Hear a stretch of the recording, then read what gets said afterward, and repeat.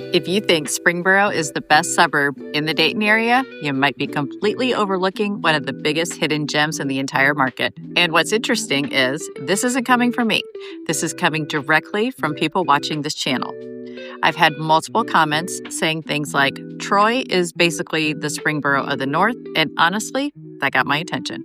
So today we're putting them head to head, Springboro versus Troy, and I'm going to show you exactly where each one wins.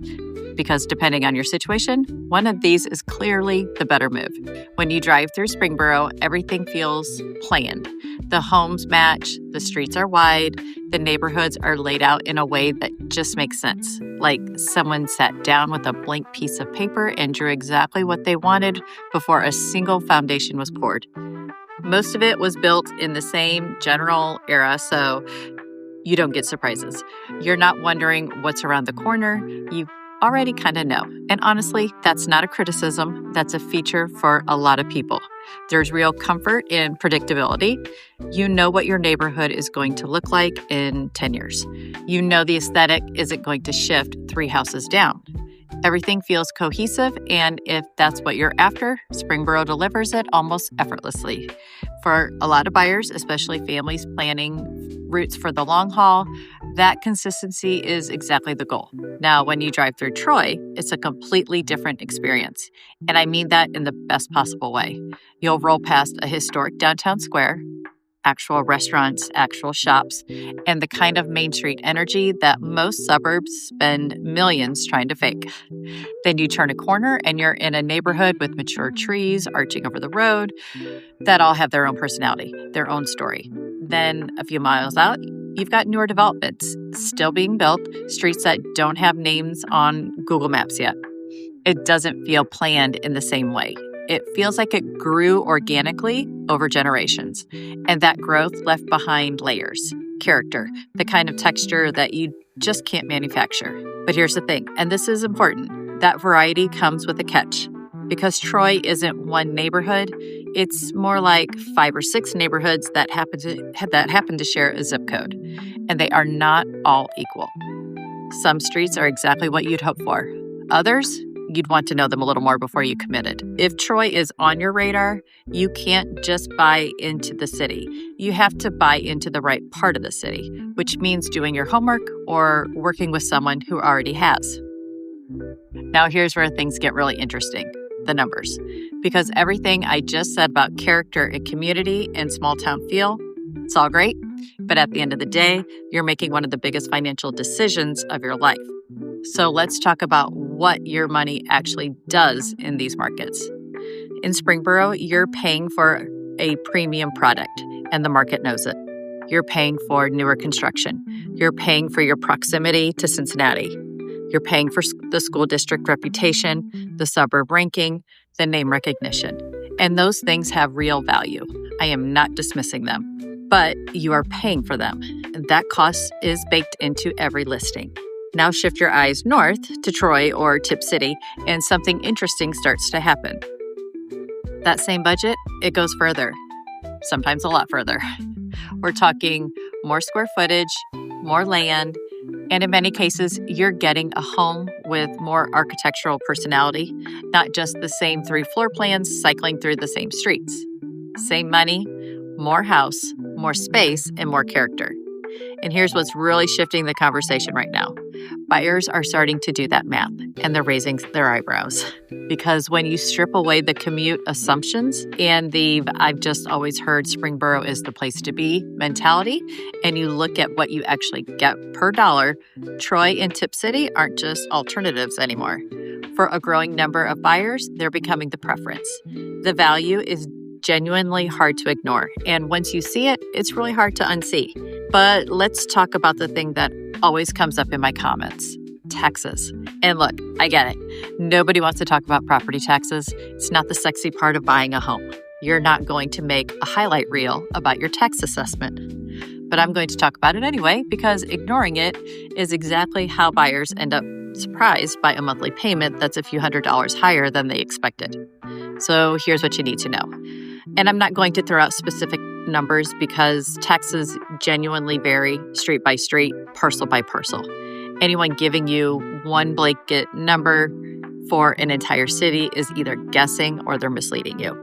But what I can tell you is that the general pattern is, and it's consistent.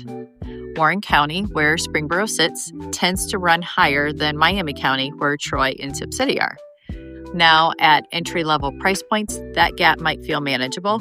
Maybe it's the cost of doing business in a top-ranked suburb. Fine. But here's where it starts to really matter as you move up in price, because the property taxes scale with value. So the more expensive the home, the more the county-to-county difference gets amplified. What starts as a modest gap at $300,000 can become a genuinely significant monthly difference at $500,000 or $600,000. We're potentially talking hundreds of dollars a month, every month, for as long as you own that home. And here's the thing. Most buyers don't factor this in up front. They're focused on purchase price, maybe the interest rate, and that's about it. Taxes feel like a footnote, but your lender isn't going to treat them like a footnote. They go straight into your monthly payment calculation. They affect what you qualify for. They affect your budget in ways that don't show up on the listing page. So when you're comparing a home in Springboro to something comparable in Troy, don't just compare the sticker price. Run the full number, because sometimes a home that looks cheaper at purchase actually costs more to own. Now let's talk about location, because honestly, this is where most decisions actually get made.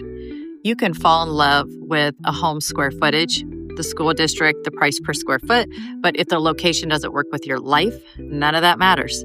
Location isn't just a line on a checklist. It's the thing you live with every single day. So let's do an honest breakdown.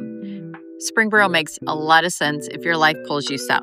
If you're commuting towards Cincinnati, Springboro is hard to beat. You're right there on I-75, pointed in the right direction without having to fight your way through the core of Dayton to get anywhere. If your job, your family, your routine, if the gravity of life is pulling you towards Cincinnati, then Springboro's location isn't just convenient, it's genuinely strategic. Same goes if you're already embedded in that South Dayton lifestyle. The restaurants, the social circle, the places you go already on the weekends.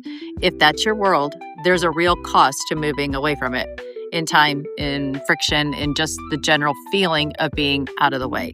Springboro keeps you plugged in. But Troy and Tip City, they solve a completely different set of problems. If you're working near Wright-Patterson Air Force Base, the math up north starts looking very different very quickly. Instead of commuting against your location, you're living closer to where you actually need to be. And that's not a small thing. Over the course of a year, that's hundreds of hours of your life back. And even if Wright-Patterson isn't your destination, if you just want to stay north of Dayton, if you want to sidestep that South Dayton congestion bubble entirely, Troy and Tip City let you do that without sacrificing quality of life. You're not moving to the middle of nowhere. You've got I-75 access. You've got I-70 nearby. You can get where you need to go. You're just not fighting the same traffic patterns day in and day out. And here's the shift I'm actually watching happen in real time. Buyers come to me with Springboro at the top of their list. It's the name they've heard. It's what shows up when you Google best suburbs in Dayton. So they start there. But then when we start talking about where they actually work, where they actually will be spending their weekends, and for a growing number of people, that conversation leads them north. Not because Springboro isn't a great place to live. It is. I've lived here for 25 years.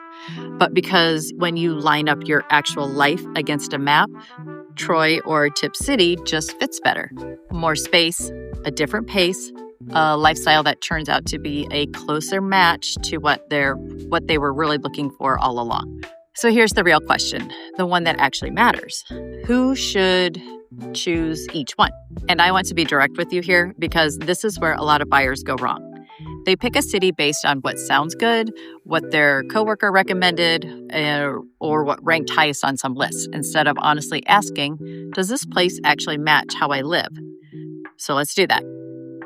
If you want newer construction, Homes where everything is fresh, the mechanicals are new, the finishes are current, and you're not inheriting someone else's deferred maintenance. Springboro delivers that consistently.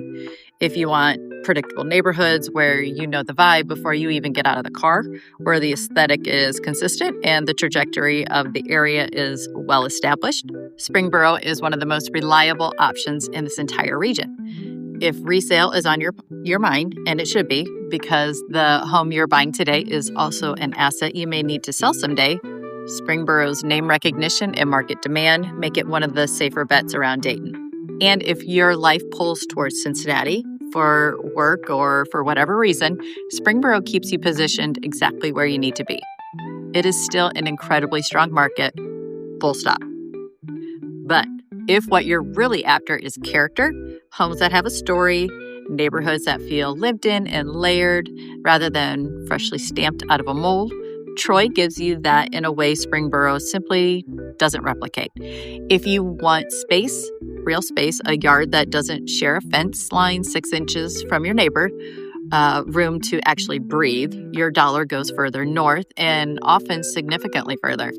If a strong local downtown matters to you, not a lifestyle center with a Panera and a chain salon, but an actual historic square with locally owned restaurants, shops, and energy, Troy has something genuine, something that took generations to build.